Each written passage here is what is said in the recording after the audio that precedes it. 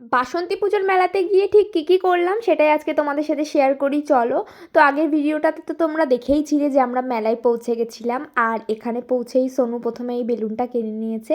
আর এই মেলাটা আমি ফার্স্ট টাইম গেছিলাম, এটা রানাঘাটে ছিল। আর মেলায় এত পরিমাণে ঠাকুর ছিল আর খুব সুন্দর সুন্দর মূর্তি ছিল, যেগুলো তো দেখেইছি। তারপর আমরা মেলা ঘুরছিলাম, আর মেয়েরা এই দোকানটায় এসে দাঁড়াবে না এরকমটা তো হতেই পারবে না। আর এখানে দেখো কত কিউট কিউট স্ক্রাঞ্চিস ছিল, যেগুলো তো দেখতে খুবই সুন্দর। আর শুধু মানে স্ক্রাঞ্চিসগুলোই সুন্দর ছিল না, এখানে কিন্তু অনেক সুন্দর সুন্দর এই পুতুলগুলোও ছিল, যেগুলো কিন্তু অ্যাকচুয়ালি চাবি রিং। আমি তো দেখে অবাক হয়ে গেছি, এত বড় বড়। দেন আমরা আর একটু ঘুরি, আর এই ঘুগনির দোকানের সামনে এত ভিড় দেখে একটা নিয়ে নিয়েছিলাম, যেটা খেতে দারুণ ছিল। মাটন ঘুগনি ছিল, দারুণ ছিল খেতে। দেন একটু ফুচকা খেয়েছিলাম। তারপর এই ব্যক্তি আমাকে খাইয়েছিল পাঁপড়। মেলায় গিয়ে মেলার এই পাঁপড়টা খেতে আমার জাস্ট দারুণ লাগে।